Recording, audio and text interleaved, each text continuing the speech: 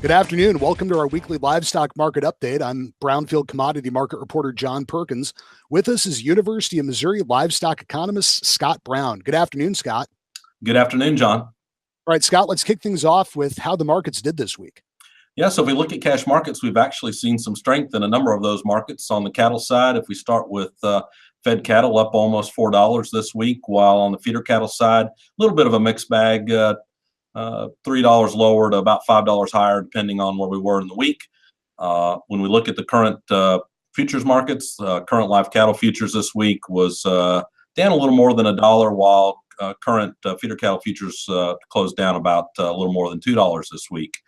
When we look at that choice beef cutout value, it was down $1.60 as we continued to struggle seeing some lower middle meat prices at this point in time. So hopefully as we start to get warmer weather and we get into grilling season, we'll see a rebound in what's been happening in terms of beef cutout values.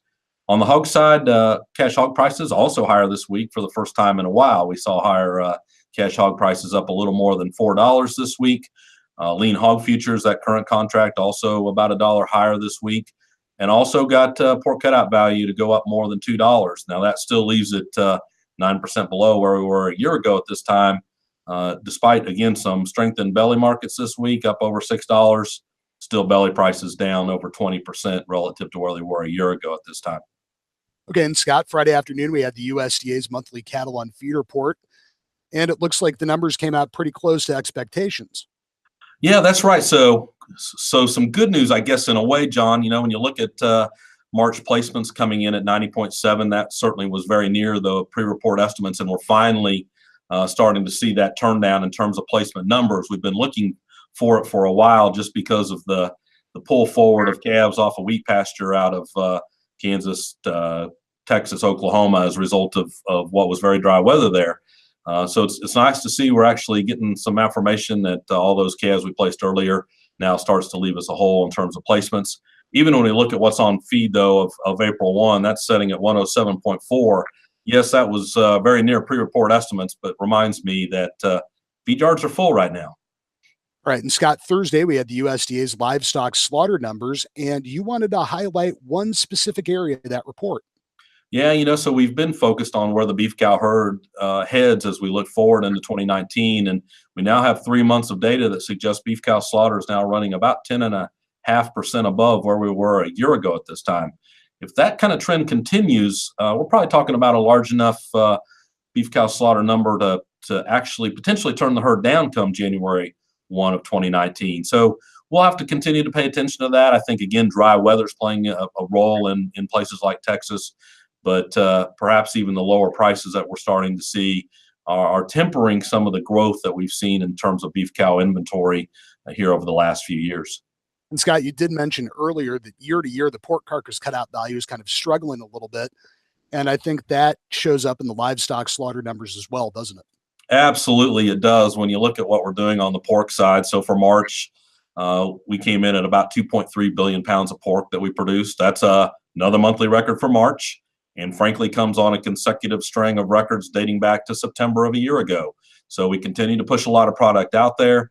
I know we've been down this road several times, but although we have additional shackle space, we do have to deal with that additional pork coming out the backside, and record pork production month after month after month, I think has really weighed on just where that pork cutout value's been of late.